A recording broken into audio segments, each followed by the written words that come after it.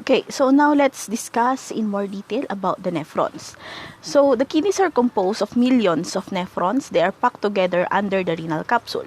So each nephron is responsible for filtering a portion of the blood that passes through the kidney.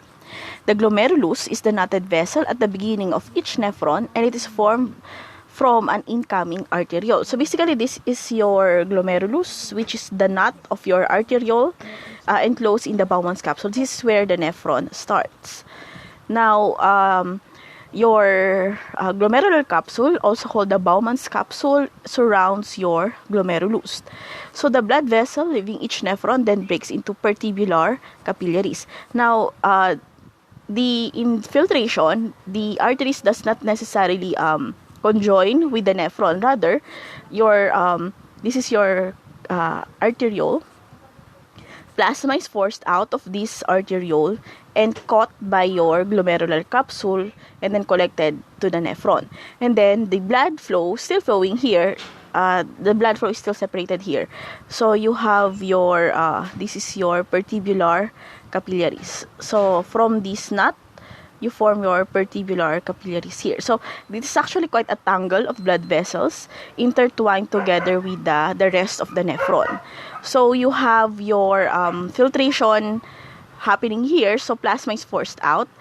And then you have this tangle of capillaries embedded, interspersed together with the nephron, allows for the absorption of the fluid in the urine, so that we won't become dehydrated.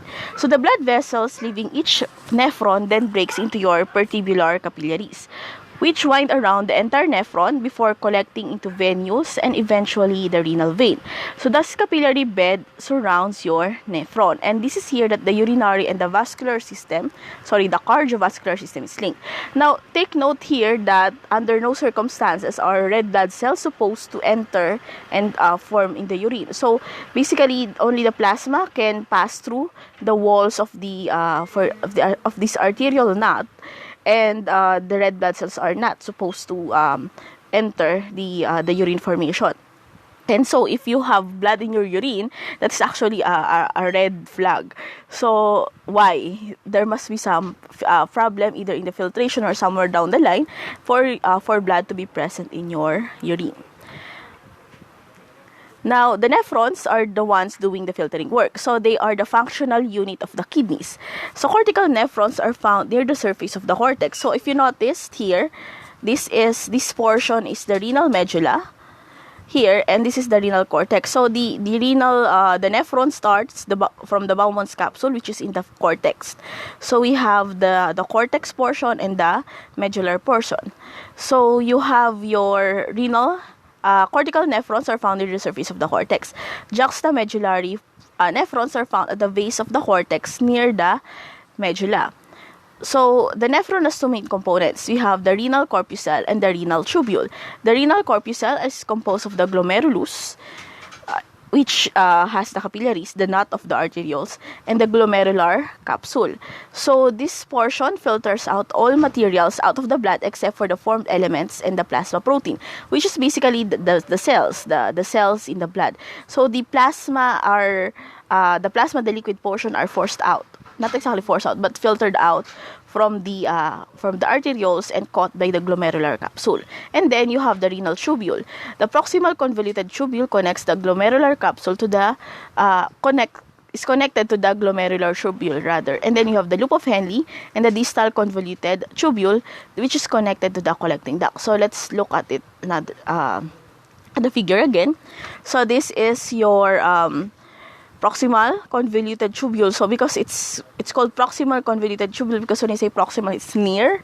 That means it's near your the blood cell. It's near the Bowman's capsule, and it's convoluted.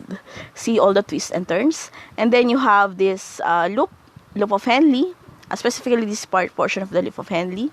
And then this is the distal convoluted tubules because it's far away. Distal, and that is also convoluted and then connected to your to the collecting duct of your urine. Now, One collecting duct gathers newly formed urine from a series of nephrons and drains it to the renal pelvis. So the blood leaves the glomerulus to enter the tubular capillaries, where they wind around the renal tubule and around necessary nutrients, ions, and water to enter the blood, leaving only waste in the urine. So this is where basically the nephrons, by doing its filtration work, this is the one that's actually regulating the water levels, the hydration levels of our body, as well as the ion levels in our body. So urine is made, transported, and stored. So urine formation begins in the glomerulus and finalizes in the renal pelvis. So through the process of filtration, we have active transport and osmosis acting together aside from the filtration. So when we talk about filtration, this is basically the larger materials are kept and the smaller ones pass through. And then we have active transport. We transport certain specific components in the proto-urine, if you might call that, such as the sugars, some ions, and in doing so, it's called active transport, is because those transport are done using energy. So we expend energy just to transport those materials. And then you have osmosis. Osmosis is basically a movement of water from the area of lower to higher concentration of the solute. Okay, so basically that's your osmosis. So through these three processes, the urine is made, transported, and stored by the nephrons. So as blood passes through the glomerulus of the nephron, most of the liquid is forced out of the arteriole and into the lumen of the nephron. So the first step of urine formation is called the glomerular filtration, because basically it's a filtration mechanism. So the formed particles, the larger blood cells of the blood, and then the plasma proteins, which are quite large, they are kept inside the capillaries, and only the smaller, the liquid portion, in fact, the liquid plasma is forced out, together of course with the dissolved ions and some sugars. So this is basically your filtration part. So the water, nitrogenous wastes, nutrients, and salts are all forced from the blood at this point. So basically, the Bowman's capsule contains most of the plasma and the dissolved materials in the blood. So those dissolved materials are still necessary for the body. That is why we have these convoluted tubes, the loop of Henle and another convoluted tubes. This is to reclaim those filtered out necessary nutrients from the blood. And of course, diminish also the water that is pushed out. If without those, we will die from dehydration. So glomerular blood pressure is higher than the systolic blood pressure. This is why filtering works. So blood pressure is necessary for the filtration to work. So the glomerular blood pressure is higher because of the kinking and the twisting of the glomerular vessels. That is why the capillary is, well, if you look at this one, it's like a nut, a flowery loopy nut. So this is to increase the blood pressure. So this is how your urine is made. Actually, one of the side problems, or one of the complications with consistent high blood pressure is because the walls of the glomerular vessels, the arterioles in the glomerulus, are very thin, because they are thin, so that the water, the plasma, the liquid plasma can pass through easily. Because they are thin, they are of course easily damaged. Now, if you have a consistent high blood pressure, and because of the loops and the kinks in these glomerular vessels can increase also the blood pressure, so a very high blood pressure can cause damage to the glomerular vessels. They can actually break, because again the walls are thin. So that is actually a complication with high blood pressure.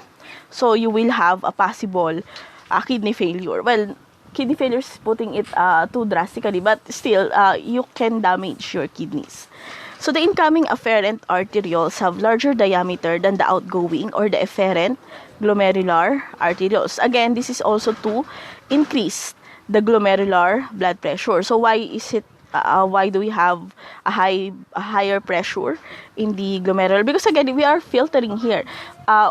Usually in the laboratory, we use gravity to filter out liquids from the solids. But here, they are not governed by gravity. So you must have a higher pressure on the incoming side versus the one after on the filtrate side. So this is to push the material through the sieve. Well, in here, the sieve is the walls of your glomerular vessels. So the glomerular vessels, the walls of them allows plasma, the liquid plasma to pass through, but the formed elements, the cells and the proteins in the blood cannot pass through. So basically, you have a sieve, a filtration setup in your glomerular capsule. And what powers that filtration is the higher pressure in the arterioles. So the three criteria must be met in order to filter blood plasma through the glomerulus. The blood pressure must be high enough to force the plasma out of the glomerular vessel walls, and the fluid already in the glomerulus must have low enough pressure to allow more fluid to be forced into the nephron tubules, and the osmotic pressure of the blood in the pertubular capillaries must be high enough to draw water back into the capillaries from the nephron tubule. So the last point here is your osmotic pressure. So the osmotic pressure of the blood in the pertubular capillaries, they must be high enough to draw water back into the capillaries from the nephron tubule, because you are in here. Again, gravity doesn't give a damn in here, unlike in the normal filtration. So you have your sorry for the noise. So you have actually your since you forced out the liquid portion and you have an excess of the formed elements in the arterioles, so osmotic pressure, there's a pressure from osmosis, so there's a drive for the water to go back to the capillaries. So if these conditions are not met, the nephron cannot filter the blood and the urinary system will fail. So the formed elements in the plasma protein remain in the blood because they are too large to pass through the membrane lining of the glomerulus. And the plasma protein set up the osmotic gradient to draw water back to the blood to maintain the blood volume. Because again, this is because, well, of course, blood still needs to keep flowing and we will die of dehydration otherwise. So this is your glomerulus. Okay, and this is your afferent arteriole. So blood enters here, passes through your, where is my, it's moving. Okay, so blood enters through here, and you have your loops, the arterial loops, which are very thin walls that allows the plasma to go out. So this is where plasma is forced out and collected. This is the Bowman's capsule, and then this is the entrance way to the proximal convoluted tubule. So your blood stays in the arterioles down to the efferent arteriole. Only the plasma can move. So this is your filtration, the glomerular filtration. So the third part, so basically you have high pressure that forces the liquid portion out, and since there is already a liquid existing here from the previous runs of the urine formation, so you have now a higher solute concentration in the capillaries because of the plasma and of course the unfilled, not exactly filled, but the trapped the formed elements here. So you have osmotic pressure that the water enters back to the blood. Okay, so basically that's glomerular filtration. And then let's move on to the tubular reabsorption. So this is the second portion. So after the filtration, the proto-urine is goes to your proximal convoluted tubule. So you will now have your tubular reabsorption. So tubular reabsorption is the second step in the urine formation. So as the filtrate passes through the nephron tubule, nutrients, ions, and water are returned to the pertubular capillaries. So the cells that line the PCT this is the proximal convoluted tubule, are covered with microvilli. So if you look closely at this one, you have here each individual cell here have finger-like projections. So these are your microvilli.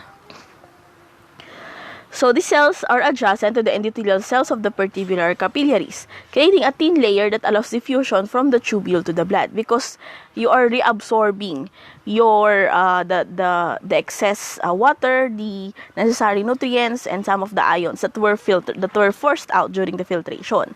So the majority of the absorption occurs in this PCT. So approximately 65% of the filtered water is returned to the blood immediately at the PCT. 100% of the glucose and amino acid are reabsorbed using facilitated diffusion also at PCT. Because of course we need those. Glucose and amino acid are the nutrients that we have worked so hard to absorb, but of course care of the small intestines. So we are not going to let them go to waste. So they are reabsorbed, fully reabsorbed. So the glucose use carrier system and this system limits how much glucose is reabsorbed, and if the amount of glucose is higher than this limit, then glucose is excreted in the urine. So this is also one of the ways how kidneys can actually help in maintaining your blood sugar level. So together with the liver, the kidneys maintain blood sugar level. This time, it throws away. It throws away the excess glucose in the blood. That is why diabetic individuals have sweet. One of the signs of the hyperglycemia, that's high blood sugar levels, is basically high amount of glucose in the blood, because the excess glucose is removed by the kidneys. So 65% of the sodium and potassium are reabsorbed using diffusion at the PCT. So the absorption does occur along the entire renal tubule system. So these are the tubular secretions. So tubular secretion is the third step in the urine formation. So it requires ATP and provides delicate control over fluid homeostasis. It also helps remove the waste products and other unwanted substances too large to filter from the blood at the glomerulus. These are the steroids and some drug breakdown products. So that is also one of the reasons why the urine is actually one of the more routine physical testing or physical examinations, because what you eat can also be found in your urine. So this occurs at the distal convoluted tubule, the DCT, and the loop of Henle and the collecting duct. So these are some of the substances that are filtered, reabsorbed, and excreted in the urine per day. So this is your urine formation, and where and which and what and how much of these filtration or of these components are being reabsorbed into each portion or each region of your nephron. So let's move on to let's start with the glomerulus. So glomerulus, basically most of the plasma are filtered out here. So the filtered substances, the water and all solutes present in the blood, except for the proteins. Proteins are very large for them to easily pass through the wall. So they are retained in the blood. So the ions, the glucose, amino acids, and the creatinine, they are forced out. But some of these are absorbed. So in the PCT, you reabsorb 65% of the water through osmosis, because again, you are forcing out most of the liquid portion. So the osmosis, there's an osmotic pressure that allows water to be reabsorbed back to the blood. And then you have 100% of the glucose and the amino acid, because you have facilitated diffusion here. So you have many receptors in the PCT that transport, they shuttle back the amino acids and the glucose in the blood. 65% of the sodium and potassium ions, 50% of the chloride ions. We have bicarbonates, calcium and magnesium. The calcium and magnesium are variable. Urea, 50% are retained or reabsorbed by the blood. And secreted into the urine are hydrogen ions, the ammonia, the urea, and a small amount of creatinine. And then going down to the nephron loop, this is called the loop of Henle. So there's a reabsorption again of water in the osmosis in the descending limb. So if you notice, the descending limb is thinner, so it allows for osmosis. So you have descending limb, sodium and potassium. So rather sodium in the ascending limb and potassium also on the ascending limb. So the ions are reabsorbed in the ascending limb. Water is in the ascending limb reabsorbs the ions. So these bicarbonates and a variable amount of calcium and magnesium, they are variable because depending on the calcium and magnesium in your bloodstream, so you will have your of course, if you lack calcium and magnesium, they will be reabsorbed. Most of them will be reabsorbed back. But if you have excess, so they will just be basically they will be thrown away. So basically, this is how your calcium and magnesium levels are being kept. Now, after the loop of Henle, you have the DCT, the distal convoluted tubule around here. Reabsorption again of water. Sodium, just a small amount of the sodium and the salts are now reabsorbed here. So basically, if you look at this one, majority of the reabsorption is on the PCT, and a small amount of the reabsorption is on the DCT. And then you have secretion of steroids, the breakdown drug breakdown products, the histamine, the creatinine, the potassium in the DCT. And finally, the collecting duct. They are the secretion to the urine. So, excess of potassium ions as well as hydrogen ions are released in the collecting duct. So, the tubular fluid leaving the collecting duct is dilute when ADH levels is low and the concentration of ADH level is high. So, it's basically here, you can also have a control of how much is reabsorbed into the blood. So, in the next video, we will further discuss about urines and the kidney stones.